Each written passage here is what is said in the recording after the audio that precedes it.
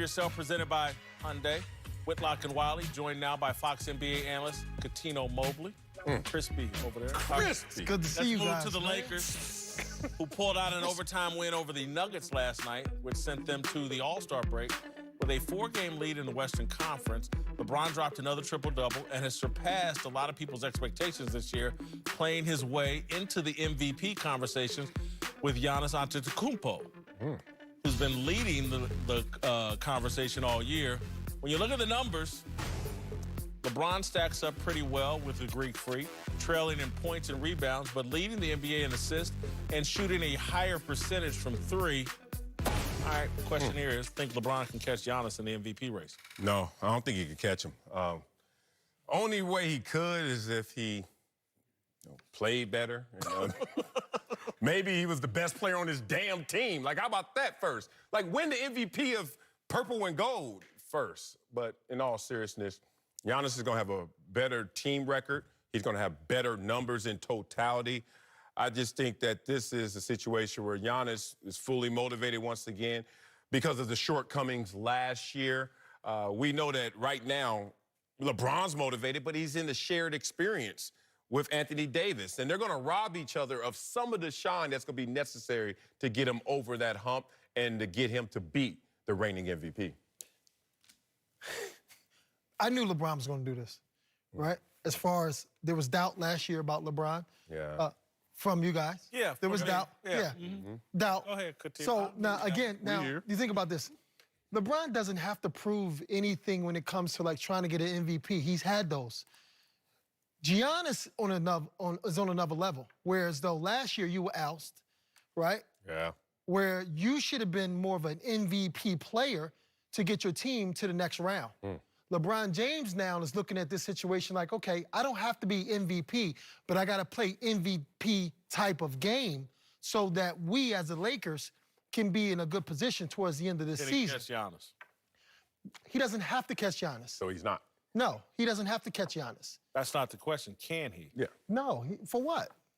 Why not? Because in his 17th season, he could be the MVP. How about that would this? be a hell of an accomplishment. In his 17th season, you're talking about him as MVP. I got it. That's not record, though. That's not the same. And you know what? You're talking me into, look, LeBron and Jordan, we know what this is all about in terms of legacy.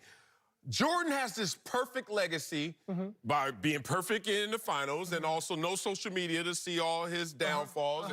And we ain't focused on the daily like we do with LeBron. Right. But LeBron is trying to go with this totality argument. What is he going to have? 40,000, 10,000, 10,000, MVP in my 17th year, championship in my 17th year. Like, he's going to do things that Michael Jordan can even accomplish, which is going to get him greater in that conversation of who's the real GOAT in the NBA. Well, I just think it's unfair because one is LeBron James is 35 and Giannis is 25, right? But what I think is a great accomplishment of the LeBron part is that we're even speaking about LeBron being in the top 5 as far as MVP. I get it, but I think you're underselling LeBron in terms of what his story is for getting the MVP. And you're overselling Giannis. Because I sit here today, it's like, oh, this is great what Giannis is doing. But I saw him get walled up in the playoffs and exposed. Right. And so it's easy for me. It'd be nice regular season numbers. I'm not understanding. I haven't really seen LeBron outside of a Dallas series when he took himself out. Right. I've never seen anybody take LeBron out.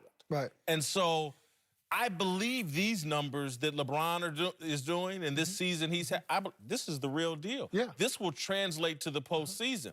I have questions about Giannis and whether this translates to the postseason. And in his 17th year, that's a hell of a story to sell to say he should be the MVP.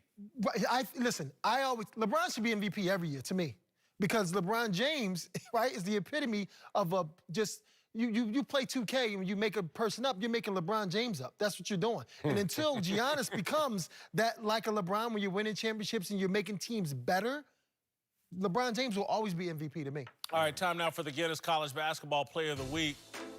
For that, we take you to Dayton, where the Flyers extended their winning streak to 13 games. Enjoy. Ball is tipped to Landers. Top in. Got some separation. Boom! Oh, my goodness! This is left-handed.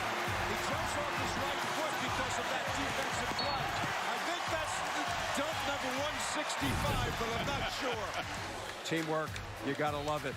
I'll drop. Okay. He didn't touch If you haven't heard of Obi Toppin, Ooh. you're officially put on notice. He is a Wooden Award candidate and widely expected to be a lottery pick in the upcoming NBA draft. Plays a lot like I did. All right, stay right where you are. Yep. In 15 minutes, we'll have the most fearless discussion of the day. Colin Kaepernick has finally spoken. I'll tell you why his new book will be just as phony as the rest of his message. But first, Wiley, Greg Jennings is back with us. Joining us now is Super Bowl champion Will Blackman. Time now for Darnell's question of the day. All right, take it away, homeboy. Yes, sir. Let's move to Joe Burrow, who was set to go #1 to the Bengals in this year's NFL draft. But Whitlock, you've been pushing for a different team, the Panthers, to go all in to try and get the #1 pick from Cincy. And our friend Clay Travis had an interesting idea how that could actually happen, tweeting out, it seems as if Carolina is moving on from Cam. If Panthers offer Christian McCaffrey and their #7 pick to the Bengals, so the Panthers could draft Joe Burrow #1, should the Bengals take it? I want to ask you guys, do you think Carolina should trade CMC in pursuit of Burrow?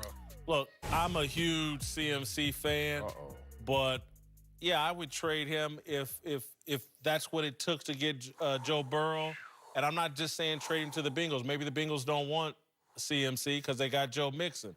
But if you got to trade McCaffrey to get another asset to trade to try to couple with your #7 pick, yeah, I would do it. And I love Christian McCaffrey. I gotta gather myself. You finish your notes. I know, yeah, right. Because I'm not even interested in considering this. You know, somebody just coming to you with an idea like, dog, move, bruh. But I'm gonna do my job because that check is coming. First of all, Joe Burrow's not even the best quarterback in the draft. That's Tua, who got that healthy hip right now, is gonna show everybody. #1 in Bucky Brooks' mock draft as well, so it's getting out there. This is the best prospect. Too much value in giving up a #7 pick and C-Mac, the first running back since Marshall Faulk to go for 1,000. We call that tata. He went tata on those dudes. You call it what? Tata. Oh, look at that now. What? You know why you don't hear it much? Because not many players rare. do it. It's rare. Since he got into the league, man, leading in scrimmage yards, you know who's #2? Somebody who's good to great. Oh, Ezekiel Elliott, distant second. So, no, man, I can keep going, and I probably will, but get out of my face with this one. Yeah, I'm with you. This is a no-brainer. I keep CMC. This guy, he provides you with so much offensively, and then, regardless of who your quarterback is, I make them even better. Yep. So why get rid of me? He's the only reason when you look at the Carolina Panthers, now that they got guys retiring, my guy Cam, they don't even want him anymore. So it's like he's the only focal point that makes you think that this team is attractive. Yeah, I agree. I'm definitely not getting rid of C-Mac. I mean, he is the offense. Like you said, you had the backup quarterback in there getting it done. I think the jury still might be out on Burrow. I know we saw what we saw last year, but this could be a situation like draft day. It could be a Bo Callahan situation. Maybe there's something that they see, a chink in the armor. I believe, yeah, Tua is #1, but I'm not going Let me ask Mike you this, Ditka Will. style. Let me ask all of you all this. Mike Ditka, that's a good reference. What do you think Joe Brady thinks? Carolina's new offensive coordinator, the passing game coordinator at LSU. Right. What do you think he thinks of Joe Burrow? You think he thinks Tua's better? Do you think he thinks he's not? But it could be a Kingsbury situation where he wanted the quarterback. He wanted him, you know? So it could be a situation where you want their guy. Look, I'm sure Joe Brady wants him. But the talent disparity that you have as a luxury with LSU, Alabama, it's not going to work that way in the NFL. So, yeah, you want to go with your guy, but you also have to build around your guy because you won't be that far in front in terms of talent of other teams you will face, no matter how lowly those teams are. So, me on the outside, I'm not sure that Joe Burrow's not like a one-hit wonder in terms of he had a body of work. For whatever reason, it didn't work out. And then he had 1 year at LSU before he had this year at LSU.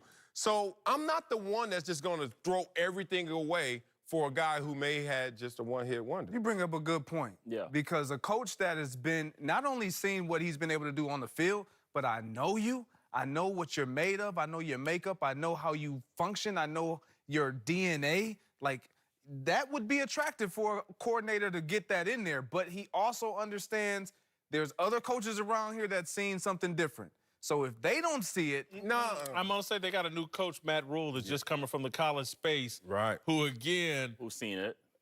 Yeah. Saw it. I'm saying, and they got a new owner, and I just think as the organization, when you go out and hire Joe Brady off of the 1 year he had with LSU, that tips your hand like we're all in on Joe Burrow. Right. And so now, if you go all in on Joe Burrow, you got to get Joe Burrow, and you may have to give up a piece that you really love to get Well, it. because they're, I'm not saying I would do it. I'm not surprised. I'm not saying that they wouldn't. I'm saying I wouldn't do it. But they are starting from scratch. That's the thing. They're starting from scratch from the top down. So I can see Tepper making a business move on the football side to go all in to get Burrow because they're building for the long term. But we're married men up here, man. And, you know, I'm riding around with my wife, and she loves the person. She can give me all the good reasons to buy it. And there's one thing that decides it for both of us. How much it costs. There you go. I mean, look, I know it's fresh. I know you're going to kill dinner. It looked good to me, too. It looked good to me, too. Let's go with, oh, hell to the no. 2 commas? 2 commas? So watch, let me tell you your wife's comeback is. What? See, you know this dress you bought me that I've been saving to wear to this Oscar event you taking me to? This is the only purse that works with it. We got it. It's on TV, ain't it, baby? And so, again, they went out and bought. Put it Joe under the seat. Joe Brady's the dress they went out and bought. Look at this. And you got to have that purse. Look at this first-class problems up here. Let me tell you how much it costs. You want to know how much it costs? Christian McCaffrey is sandwiched all time as a young running back between Eric Dickerson and Adrian Peterson. Y'all want to get that up? Nope. Baby, you see how much that costs? No, I wouldn't. Okay, No. me either. Yeah, let's- next topic. So we ain't going to the Oscars. basically. Hey, we're going to the after It's party. on Fox, ain't it? We're going to the after party. Right. Colin Kaepernick says he's writing a book, but will it actually be worth reading? The most fearless discussion of the day. Next! Damn. No. C-Mac?